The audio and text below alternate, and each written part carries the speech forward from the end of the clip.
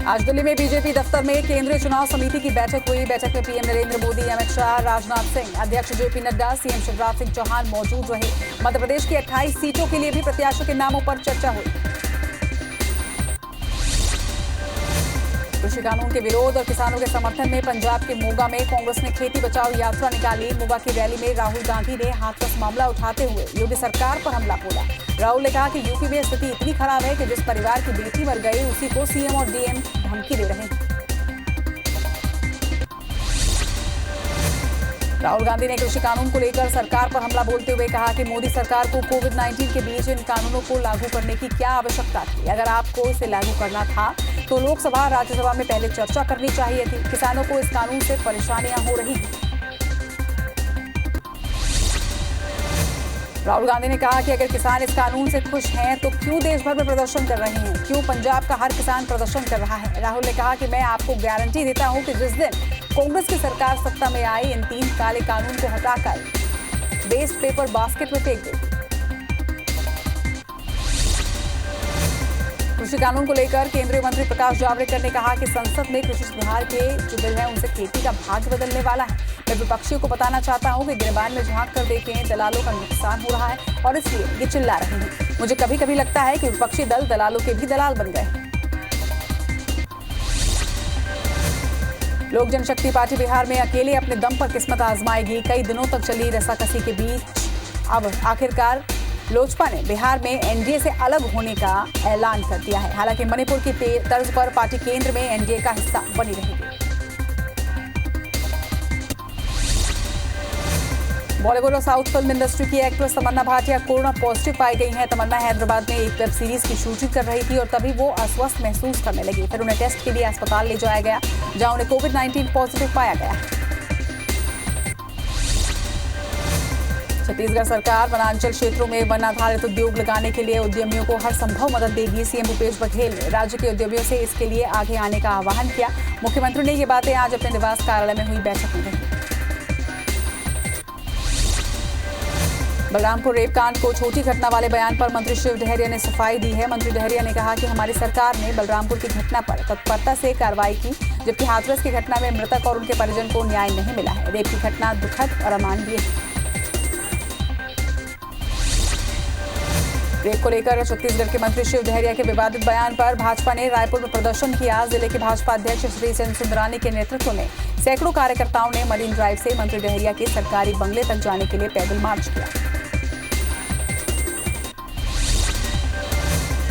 UP के हाथरस में rape की घटना को बड़ी और छत्तीसगढ़ के बलरामपुर में रेप की घटना को छोटी बताने को लेकर कांग्रेस और भाजपा नेताओं के बीच अब जबरदस्त जुबानी जंग शुरू हो चुकी है। नेता प्रतिपक्ष धर्मलाल कौशिक ने बलरामपुर रेप पीड़िता से राहुल और प्रियंका गांधी को मिलने के लिए छत्तीसगढ़ आमंत्रित किया है। इसके साथ ही उन्हें उनके लिए फ्लाइट टिकट उपलब्ध कराने की बात भी कही।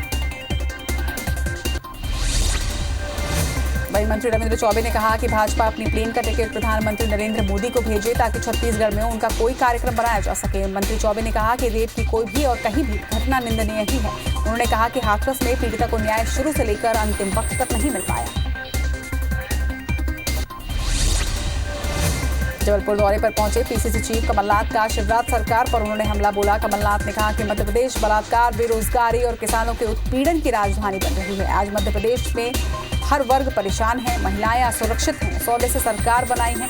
शिवराज सिंह ने मध्य प्रदेश में झूठ की कथा रची। जनता ने चुनाव में शिवराज के झूठ का इलाज किया था।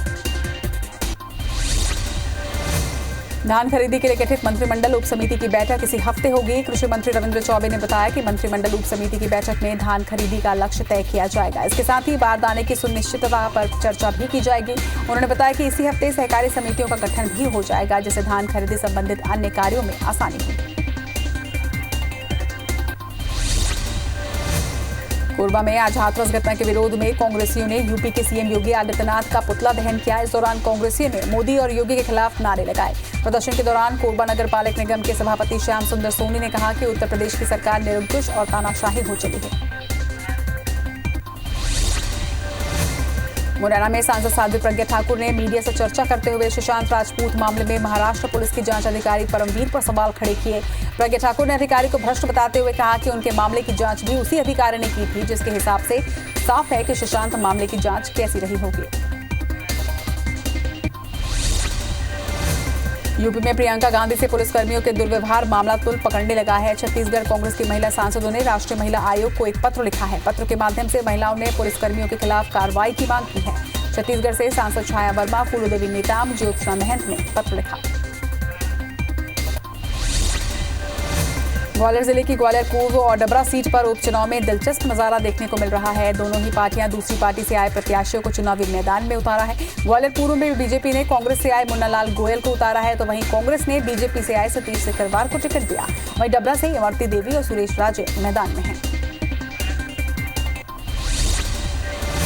मरवाही उपचुनाव को लेकर कांग्रेस चुनाव समिति की बैठक इसी हफ्ते होने वाली है। बैठक में प्रदेश कांग्रेस प्रभारी पीएल पुनिया, मुख्यमंत्री भूपेश बघेल, कांग्रेस अध्यक्ष मोहन मरकाम सहित समिति के सभी सदस्य शामिल होंगे। मंत्री रविंद्र चौबे ने बताया कि चुनाव समिति की बैठक जल्द होगी। उन्होंने ये भी बताया कि मुख्यमंत्री भूपेश बघेल ने भी कई नामों को लेकर सर्वे कराए हैं। मरवाही उपचुनाव को लेकर अब प्रत्याशी चयन की कवायद अंतिम दौर में है, जहां कांग्रेस भाजपा में 4 नाम सामने आ रहे हैं, तो वहीं जेसी सीजे से सिर्फ अमित जोगी का नाम सामने आ रहा है। दावेदार प्रत्याशी अपने अपने स्तर पर टिकट पाने के लिए जोर आजमाइश कर रहे हैं।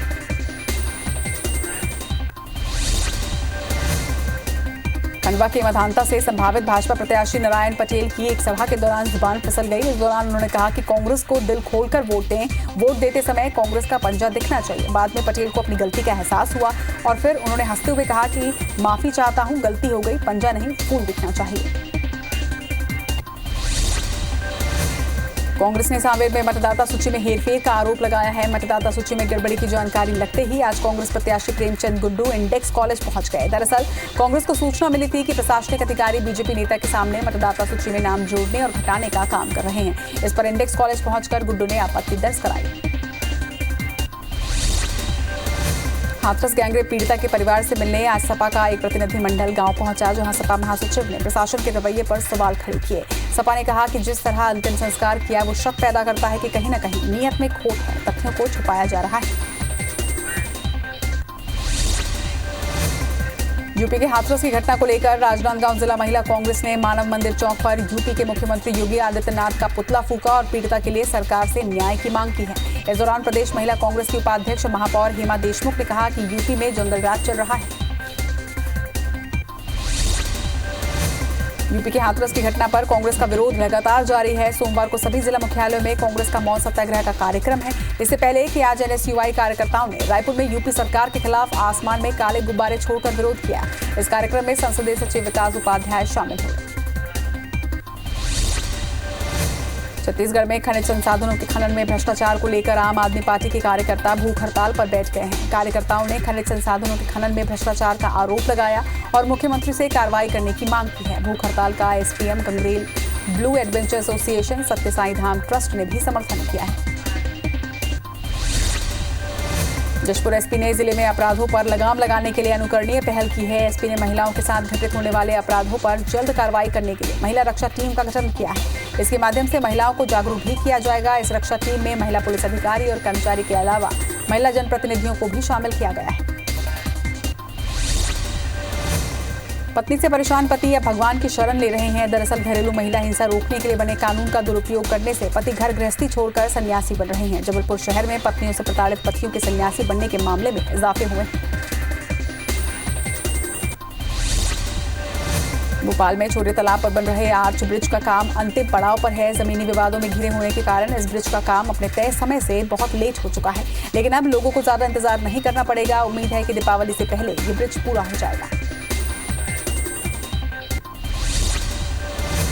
धमतरी में दुर्गा पंडाल को लेकर जारी किए गए दिशा निर्देशों को लेकर विरोध शुरू हो गया है। श्री राम हिंदू संगठन ने जिले में पहले की तरह दुर्गा पंडालों में छूट देने की मांग की है और छूट नहीं देने पर प्रदर्शन करने की बात कही। संगठन के लोगों का कहना है कि प्रशासन ने इस बार जिले में मूर्ति स्थापना की अनुमति नहीं दी। धमतरी में दशहरा पर्व को लेकर गाइडलाइन जारी कर दी गई है। आदेश में कहा गया है कि रावण के पुतलों की ऊंचाई 10 फीट से अधिक नहीं होनी चाहिए। पुतला दहन खुले स्थान पर किया जाएगा। पुतला दहन कार्यक्रम में समिति के मुख्य पदाधिकारी सहित किसी भी हाल में 50 से अधिक व्यक्ति शामिल नहीं हो पाएंगे। 5 लाख के इनामी नक्सली केरलापाल एरिया कमेटी सदस्य मरकम रमेश की मौत हो गई है। रमेश पर 5 लाख रुपए का इनाम घोषित था। सर्दी खांसी के चलते इसकी मौत की बात पुलिस कह रही है। वहीं पुलिस आशंका जता रही है कि मौत का कारण कोरोना भी हो सकता है। दंतेवाड़ा एसपी अभिषेक पल्लव ने इस घटना की पुष्टि की है। दंतेवाड़ा और सुकमा के सरहदी इलाके में इसकी मौत की बात पुलिस कह रही है। बस्तर के गुमलवाड़ा में युवक की हत्या के पीछे नक्सलियों के हाथ का शक पुलिस ने जताया है। इलाके में विकास कार्य के लिए वो अधिकारियों के संपर्क में रहता था और इसलिए हो सकता है कि नक्सलियों ने उसकी हत्या कर दी हो। पुलिस पूरे मामले की जांच कर रही है। वहीं पुलिस के मुताबिक मौके पर किसी भी तरह का बैनर, पोस्टर या पर्चा नहीं मिला। बस्तर में नक्सली सिर्फ आम लोगों की ही हत्या नहीं कर रहे हैं बल्कि अपने कमांडर की भी हत्या कर दी है। बस्तर पुलिस का दावा है कि 8 लाख के इनामी कमांडर गंगालूर एरिया कमेटी के विजय मोरियम उर्फ बद्रू की नक्सलियों ने हत्या कर दी है। वो पिछले 20 साल से नक्सलियों का सक्रिय सदस्य था।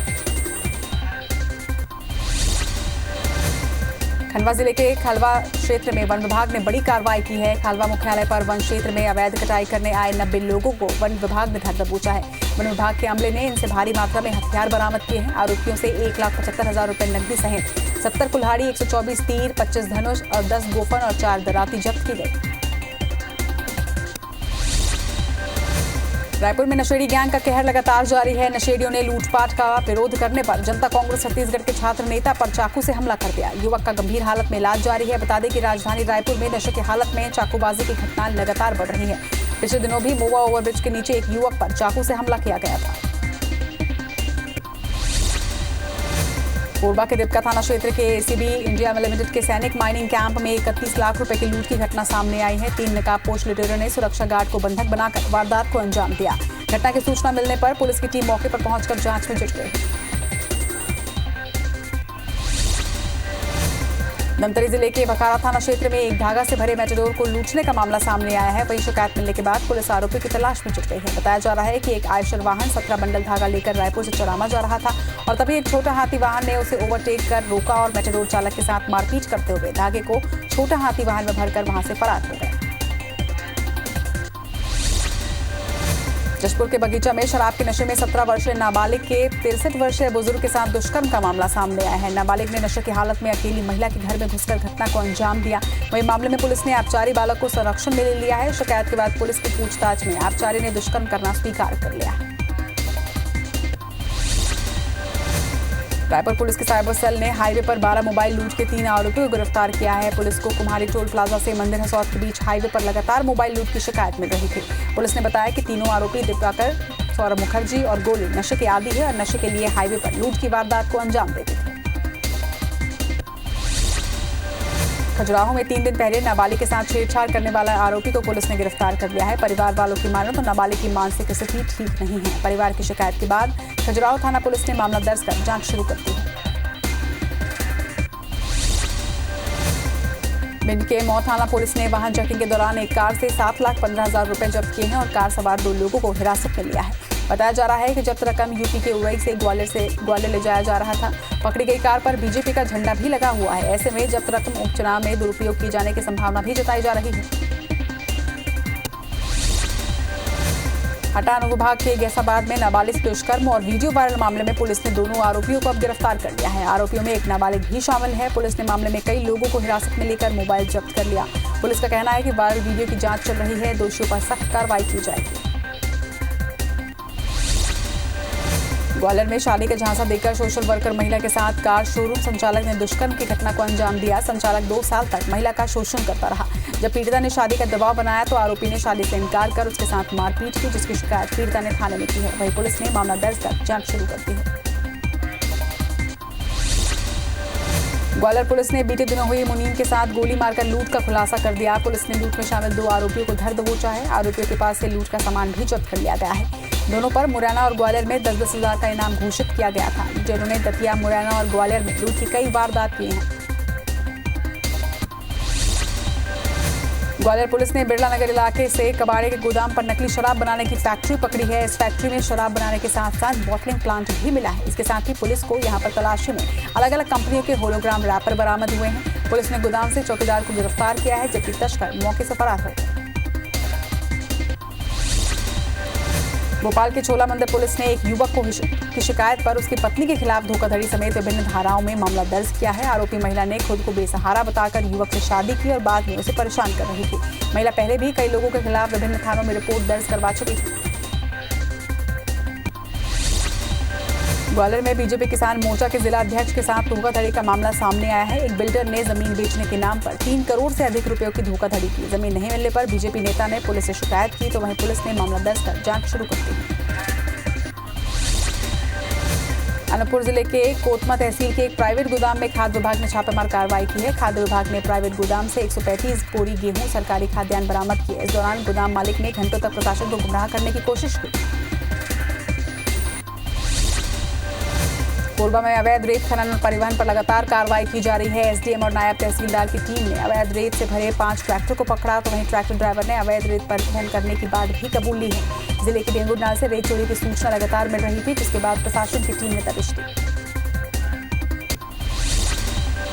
राजनांदगांव में अवैध शराब के मामले लगातार अब बढ़ते जा रहे हैं। इससे अब शिक्षा का मंदिर भी अछूता नहीं रहा। पुलिस ने शहर को बसंतपुर थाना क्षेत्र के शासकीय प्राथमिक शाला में देशी शराब जब्त की है। पुलिस ने 29 पौवा देशी शराब जब्त की। ग्वालियर पुलिस ने आचार संहिता में अवैध शराब के साथ 2 युवकों को गिरफ्तार किया है। दोनों युवकों के पास से अवैध शराब की पेटियां और कार जब्त की गई। पकड़े गए शराब और कार की कीमत 5,50,000 रुपए बताई जा रही है। फिलहाल पुलिस ने आरोपी के खिलाफ मामला दर्ज कर जांच शुरू कर दी है।